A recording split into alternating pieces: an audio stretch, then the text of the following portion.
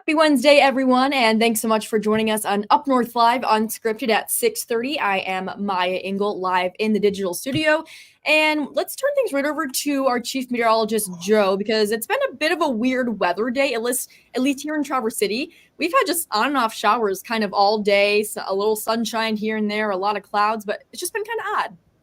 Yeah, it's one of those. Yeah, I think you described it perfectly. Blue sky, and then you get caught in a downpour, but it doesn't last very long.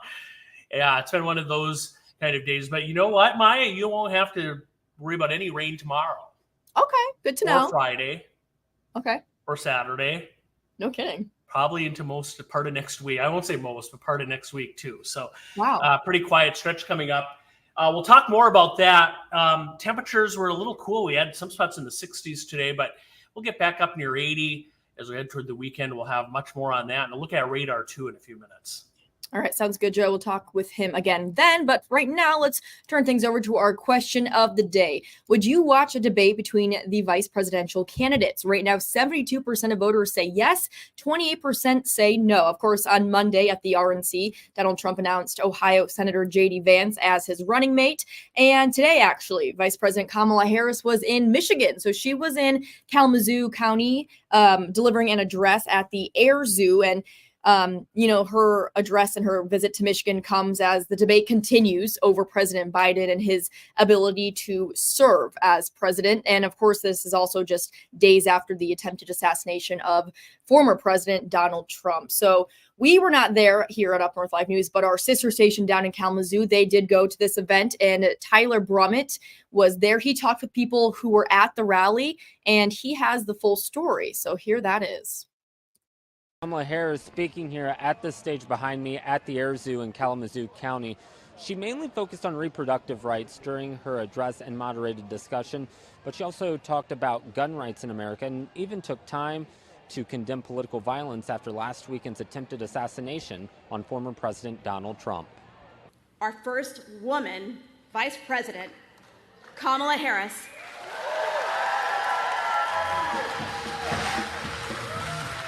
Vice President Kamala Harris walking on stage to a roaring applause Wednesday afternoon. Hello. Hi, everyone. Oh, good afternoon. Good afternoon. Right off the bat, the vice president addressing the attempted assassination of former President Donald Trump. Harris calling for unity. As we all know, it was a heinous, horrible, and cowardly act. My husband Doug and I are thankful he was not seriously injured. That day, as soon as we saw what was happening, we said a prayer for his well-being. And our thoughts immediately turned to Melania, who we have met, and their family.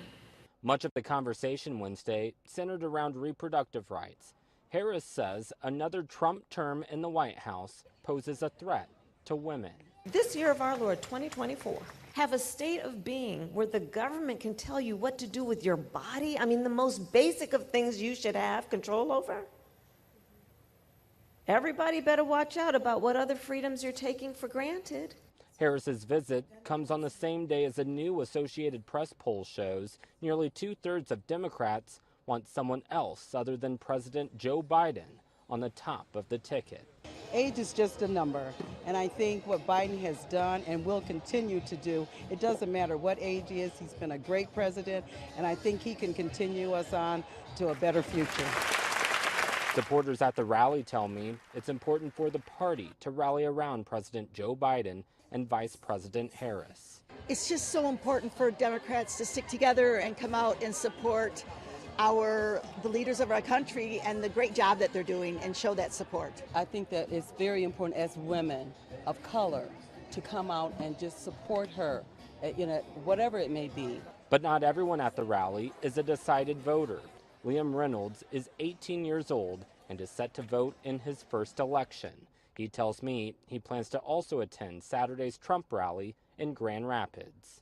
I would consider myself to be undecided. I am leaning one way in particular, and that is toward voting for President Biden and Vice President Harris.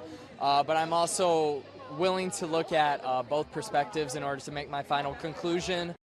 Vice President Harris is set to visit Fayetteville, North Carolina tomorrow. Meanwhile, for the Republicans, former President Donald Trump, as well as his newly named running mate, Senator J.D. Vance of Ohio, are set to visit West Michigan this weekend. They will be in Grand Rapids on Saturday. In Kalamazoo County, I'm Tyler Brummett. Back to you. And I'm going to put up our question of the day one more time. Would you watch a debate between the vice presidential candidates? And also, just in case you haven't heard yet, VP nominee J.D. Vance is speaking at tonight's RNC. We will have complete coverage of that tonight on Up North Live News at 11. But I want to read some of our Facebook comments just to see where people are at with this question. So there are a lot of people just saying yes. Some people saying absolutely. Mike says it needs to happen. There's a strong chance one of them will succeed the president.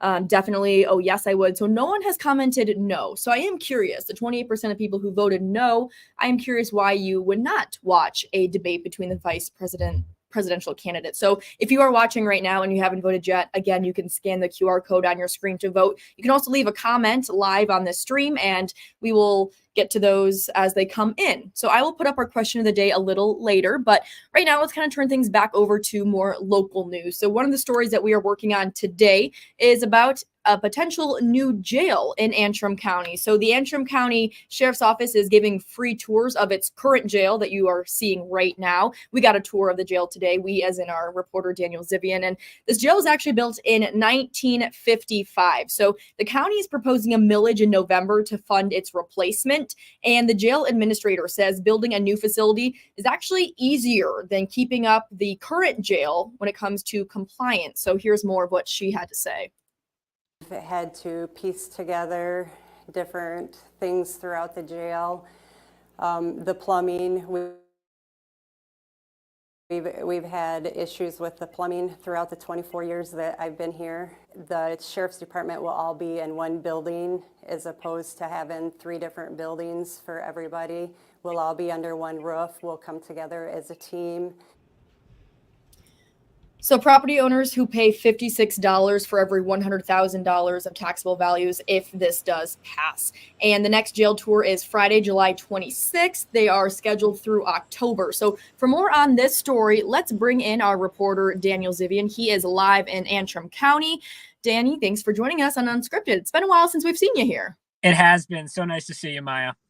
And one thing I think that's really interesting that the jail administrator mentioned in your soundbite was that they want to bring multiple services together under one roof to create a public safety center. Do you want to talk a little more about that? Yeah, so public safety center, it's not just a matter of having a jail. What she told me, and also what Sheriff Kevin Hoke told me, he was there as well, is that there's, an office like across the street that is where Sheriff Hoke is. And then there's this main building, which is mainly the jail. And, when you're building a new building like this, you think, oh, well, we can have a better jail, but what else can we have that's new? And we can just add that into it and it will cost only marginally more, but really not that much. One of the main takeaways is that, and this happens a lot with situations like this with old buildings, is they say, well, can't we just add additions to the jail? If the jail is the problem, can't we just keep renovating this jail? Well, this building is just not very good, as you saw in the footage, and I saw it myself. It is deteriorating. It is a bit decrepit. To make the right additions to this jail, to keep it up to compliance, at least the Antrim County Sheriff's Office says that it would cost more than to build a new building that would also have all of this stuff. All of that combined would cost less than just adding on to this old jail building from 1955. Right. So how big is the jail building? And then are they looking to actually expand how many cells are in there? There are, I want to say, 56 cells. And I remember that because it's the same as the millage number. There are 56 cells in there, but it's important to, keep in mind it's a max capacity. Right now, specifically, Sergeant Knight said that there were about 20 or so inmates. But there is always the concern that if it becomes full, then they have to say, well, we need those inmates to go somewhere else. How can we do that the right way? Because, running a jail, whether it's Michigan law or federal law, I imagine there's a lot of both involved here. There's a lot of regulations. You have to follow a lot of compliance. So I haven't heard an exact number, but I do believe there will probably be more space for inmates. But either way, space itself isn't really the emphasis compared to quality of safety and security. As Sergeant Knight pointed out, I walked into this cell. They had like a multi-bed cell that I walked into, their biggest cell, a lot of bunks, and not all of them were being used. But the way it was designed, if our officer enters the door on either side, someone could be waiting to jump them. The way that room is built, like just some safety things that have been innovated on since the 1950s that can make the place more secure, whether there's the same amount of inmates or maybe 100 inmates or way less. It's really more about quality than quantity. And you hear about a lot of these different millage proposals of new buildings for different services and whatnot, but usually the organization doesn't invite people to actually come and tour the building. So why did the Antrim County Sheriff's Office actually want residents to come in and take a look at the current jail? I think it's millage campaigning 101. It doesn't happen quite often, but over the last week, I adopted my persona of Millage Man. I covered millages 4 days in a row in 4 different places. And Sheboygan Schools is doing this, for example. They're going to have an open house of their elementary school that they want to renovate. And Mackinac City School is going to have or might have already had. It would have been Tuesday. It would have been last night. They had their own open house of the school that they want to add an extension to. I think it's just about community messaging. They are, the sheriff's office is saying, we want to do this project and we think it's going to benefit the community, but you guys have to vote for it. And it's a way, it's not as strenuous as a proper individual political campaign, but it's a way of, putting themselves out there and saying, you don't believe us? You don't believe this jail needs some work? Come check it out for yourself. So, and it is one thing to let a reporter like myself in there, but it is very cool.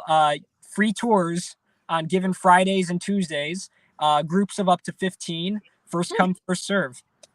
That's really, really cool. And it is one thing to see on paper all of the improvements needed and what's wrong with the building, but then to actually go and see it is a completely different experience. So that's a really good idea. And Danny, before we let you go, I know another story that you worked on today was the renovations being complete at the Antrim County building, which I believe is right behind you. Do you want to talk a little bit about that? Yes, first let me just show you this out the window here. Look at that beautiful, completely new facade that they just built and renovated on top of the original building. And what essentially happened is they've been thinking about renovations, and they had an engineer come in, I think in 2022, and the engineer was inspecting the place and said, this place might just fall apart if you don't do anything about it.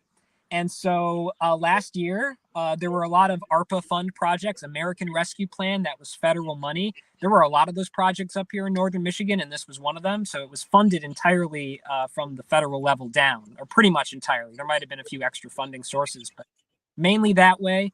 And it's not just that lovely facade you saw there, carpeting in the hallways, different rooms. I think at least one of the parts of one of the floors was sort of gutted and reconfigured.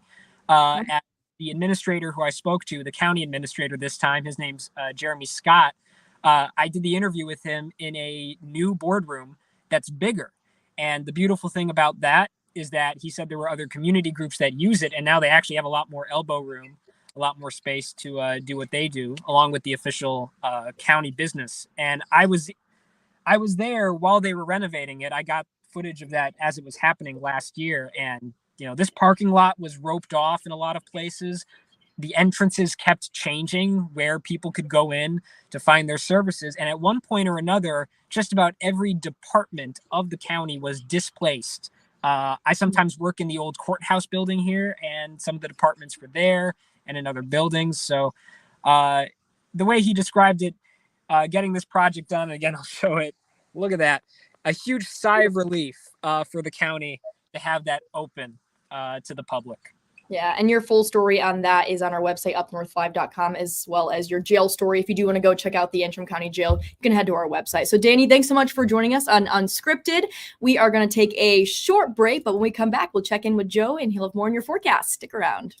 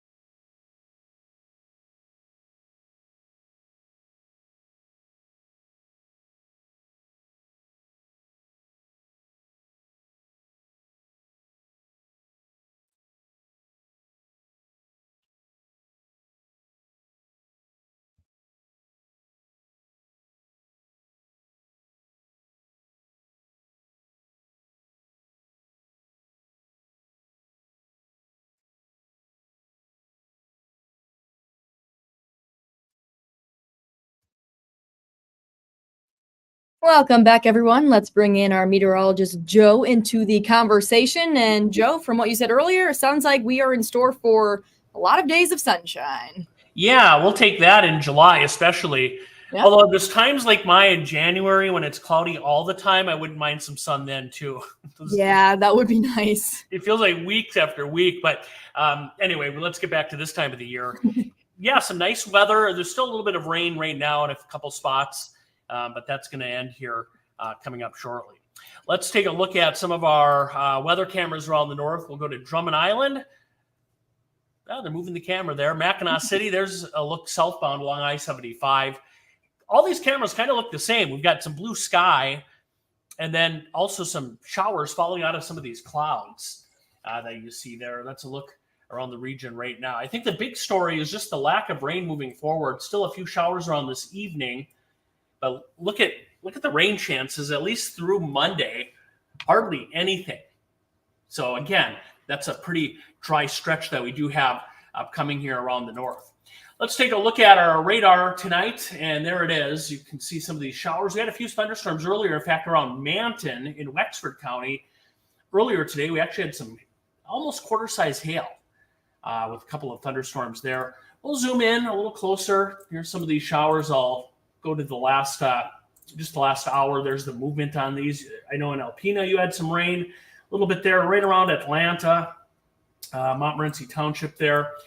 And then down toward Buckley, a couple of showers, and even in the UP. In fact, oh gosh, not far there from Mackinac Island. You can see a shower there right over the Mackinac Bridge tonight. But high pressure is going to build in. This is the center of this is way up there in Minnesota tonight. That will slide in here. And really, as we look at Stormcast, the future radar, showers will end quickly after midnight dry. And then look at tomorrow, just a cloud or two floating by. So Maya, looks like a really nice one coming up tomorrow.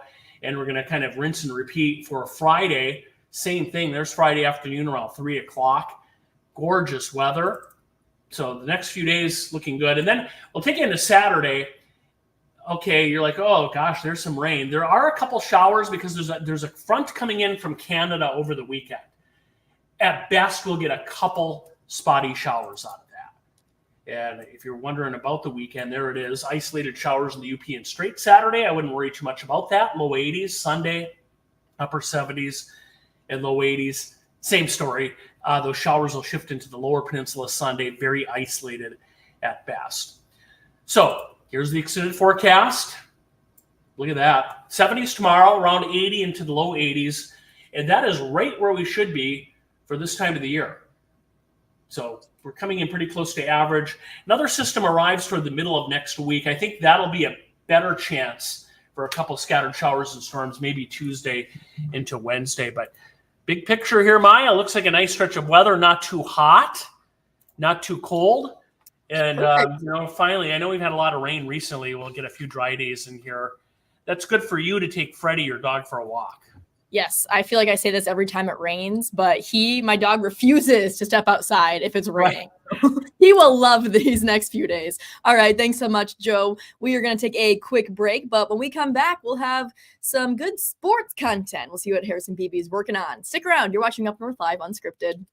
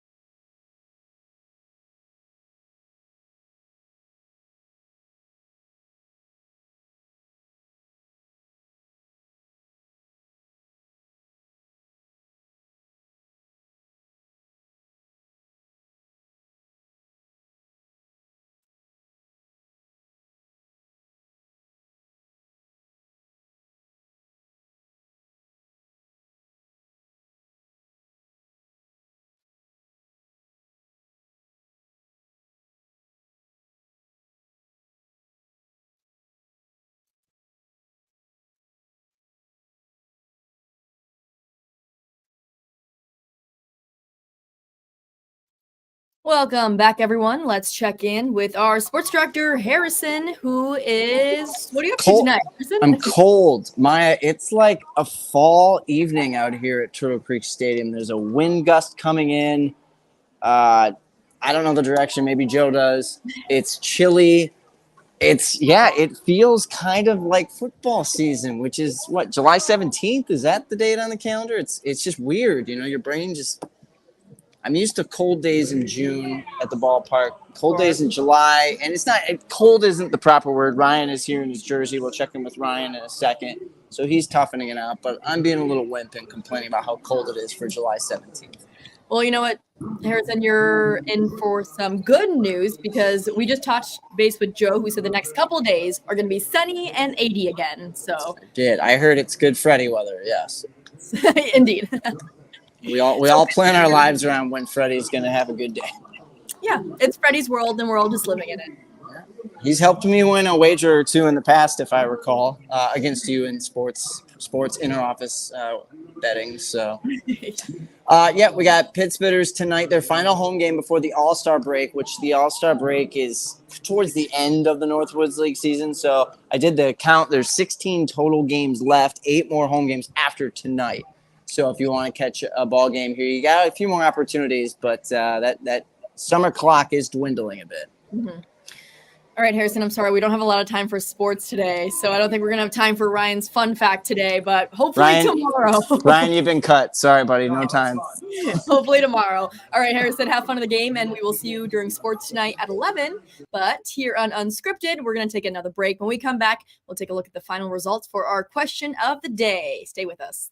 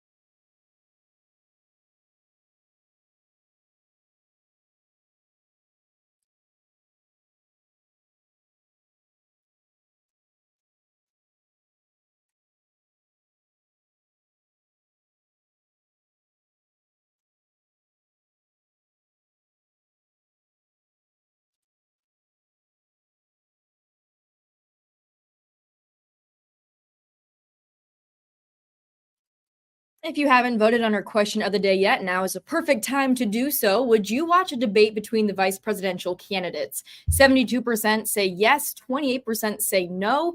Let me just see how many people have voted so far on our website. Looks like 328 people have voted. So you can scan that QR code to vote. And again, in case you missed it, JD Vance will be talking at the Republican National Convention tonight. We will have full coverage of that on Up North Live News at 11. But that'll do it for Up North Live Unscripted at 6:30. Thank you all so much for joining us, and we'll see you back here at 11. Take care, everyone.